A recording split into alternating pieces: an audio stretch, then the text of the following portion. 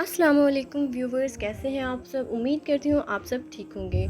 आज की इस वीडियो में मैं आपको वो सारी डिटेल्स बताऊंगी कि किस तरह कुर्बानी जो है वाजिब हुई, कुर्बानी क्यों की जाती है, और हज़रत इब्राहीम अलैहिस्सलाम और उनकी बेगम के साथ यानी कि बीवी हज़रत सायरा और हज़रत हाजरा के साथ क्या क्या वाक़यात पेश आए, आब ज़मज़म किस तरह आया, और हज़रत इस्माइल को किन मुश्किलात का सामना करना पड़ा, वो आज हम सारा इस डिटेल में आपको बताएंगे। एंड तक हमारे साथ रहिएगा। जी दोस्तों, हज़रत इब्राहीम अलैहिस्सलाम की पहली शादी अपनी चचाज़ाद हज़रत सायरा अलैहिस्सलाम से हुई, लेकिन वो एक अरसा तक औलाद की नेमत से महरूम रहे। एक दिन हज़रत सारा ने उनसे फरमाया कि आप हज़रत हाजरा से निकाह कर लें, शायद अल्लाह ताला उनके बतन से औलाद अता फरमा दे। दरअसल ये सब कुछ मन जानिब अल्लाह ही था। चुनांचे आप अलैहिस्सलाम ने हज़रत हाजरा को अपनी ज़ौजियत में ले लिया और फिर शादी के एक साल बाद ही उन्होंने हज़रत इस्माइल अलैहिस्सलाम को जन्म दिया। उस वक्त हज़रत इब्राहीम अलैहिस्सलाम की उम्र मुबारक 86 साल थी। जब हज़रत हाजरा उम्मीद से थी तो फ़रिश्ते ने आपको लड़का होने की नवीद सुनाई और इस्माइल नाम रखने को कहा। हज़रत इस्माइल 1800 साल कबल मसीह में पैदा हुए। हज़रत इब्राहीम अलैहिस्सलाम दुआओं, आरजुओं और तमन्नाओं के बाद पीराना साली में पहले फ़र्जंद की पैदाइश पर खुशियों का भरपूर इजहार भी न कर पाए थे कि उन्हें एक और आजमाइश से गुजरना पड़ा। वो बाहुक्म इलाही नौ मालूद लख्त जिगर और फर्मा बरदार बीवी को मुल्क शाम से हज़ारों मील दूर एक ऐसी वादी में छोड़ आए कि जहाँ मीलों तक पानी न था, ना चरिंद परिंद और ना कोई आदमजाद। वादी फ़ारान के संगलाख काले पहाड़ों के दरमियान तपते सहरा के एक बूढ़े दरख्त के नीचे अल्लाह की एक नेक और बरगज़ीदा बंदी अपने नौमौलूद मासूम बेटे के साथ चंद रोज़ से क़याम पजीर है। जो ज़ादे रात साथ था ख़त्म हो चुका। माँ बेटा भूख और प्यास से बेहाल हैं। माँ को अपनी तो फ़िक्र नहीं थी, लेकिन भूखे प्यासे बच्चे की बेचैनी पर ममता की तड़प फितरती अमर है। लेकिन इस लको दक सहरा में पानी कहाँ। जूं जूं लख्ते जिगर की शिद्दत प्यास में इजाफ़ा हो रहा था, ममता की मारी माँ को बेकरारी भी बढ़ती जा रही थी। और इसी हालत इज़्तिराब में करीब वाक़या पहाड़ी सफ़ा पर चढ़ी कि शायद किसी इंसान या पानी का कोई निशान मिल जाए, लेकिन बेसुध तड़पते दिल के साथ भागते हुए ज़रा दूर दूसरी पहाड़ी मरवा पर चढ़ी, लेकिन कोई फ़ायदा हासिल न हुआ। इसी तरह दो पहाड़ों के दरमियान पानी की तलाश में 7 चक्कर मुकम्मल कर लिए। इधर अल्लाह ताला ने हज़रत जिब्राईल अमीन के ज़रिए शीर ख्वार इस्माइल के कदमों तले दुनिया के सबसे मुतबर्रक और पाकीज़ा पानी का चश्मा जारी करके रहती दुनिया तक के लिए ये पैगाम दे दिया कि अल्लाह पर तवक्कल करने वाले साबिर और शाकिर बंदों को ऐसे ही बेशकीमत इनामात से नवाजा जाता है। हज़रत अब्दुल्ला बिन अब्बास से रवायत है कि नबी करीम सल्लल्लाहु अलैहि वसल्लम ने फरमाया कि अल्लाह पाक हज़रत इस्माइल अलैहिस्सलाम की वालदा पर रहमत फरमाए, अगर वो पानी से चुल्लू ना भरती और उसे रुकने का हुक्म ना देती तो वो एक बहता हुआ चश्मा होता। आब ज़मज़म ग़िज़ा भी है और शफा भी, दवा भी है और दुआ भी। अल्लाह ताला ने ना सिर्फ माँ बेटे के लिए बेहतरीन ग़िज़ा का बंदोबस्त किया, बल्कि ता क़यामत मुसलमानों के फैज़याब होने का वसीला बना दिया। हज़रत हाजरा अलैहिस्सलाम अपने साहबजादे के साथ वहीं रह रही थीं कि एक रोज़ अरब के कबीले बनु जरहम के कुछ लोग पानी की तलाश में वहाँ पहुँचे और हज़रत हाजरा की इजाज़त से वहाँ रिहाइश इख्तियार कर ली। फिर दूसरे कबाइल भी वहाँ आकर आबाद होने लगे और यूँ देखते ही देखते वो सुनसान सहरा दुनिया के सबसे मुक़द्दस और मुतबर्रक और अजीम शहर मक्का मुकरमा में तब्दील हो गया। हज़रत हाजरा ने बेटे की परवरिश और तालीम और तरबियत पर ख़ुसूसी तवज्जो दी। 13 साल का तवील अरसा जिससे पलक झपकते ही गुजर गया।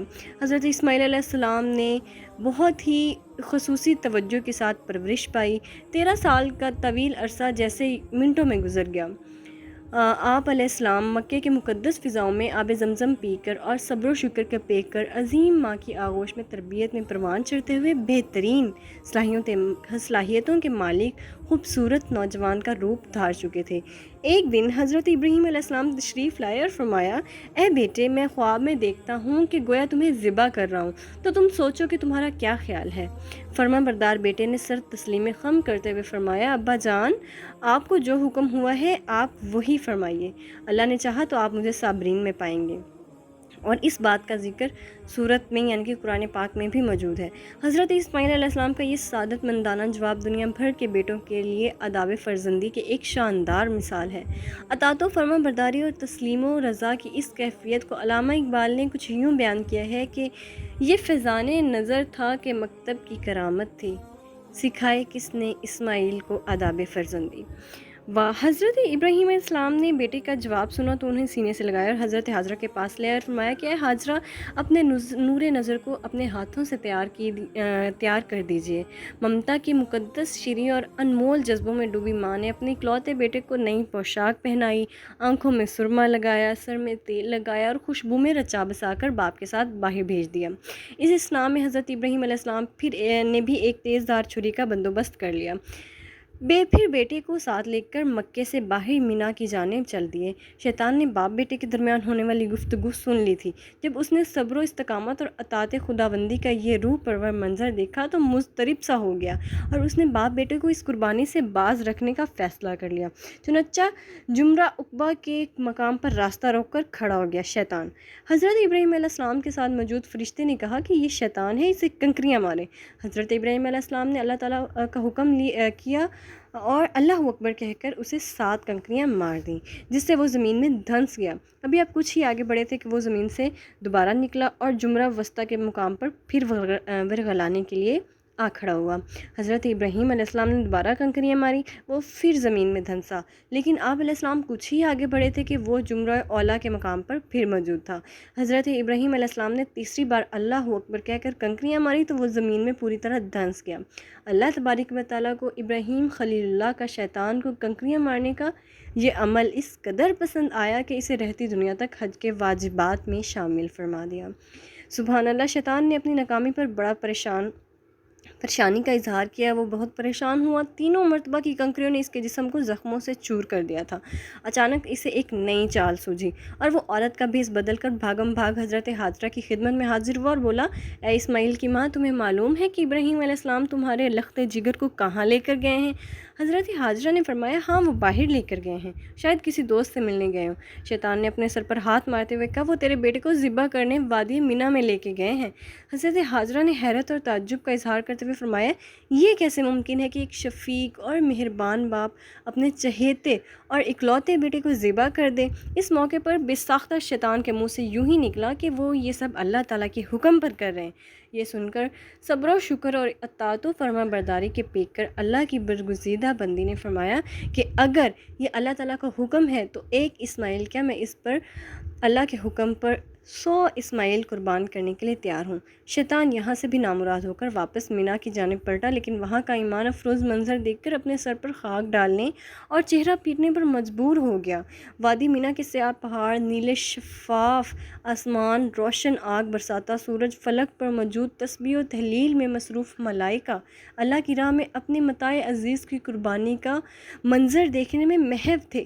مکے سے آنے والی گرم ہوائیں بھی مینا کی فضاؤں میں موجود عبادت و اطاعت و تسلیم و رضا اور صبر و شکر کی ایک عظیم داستان رقم کرتے ہوئے دیکھ رہی تھیں۔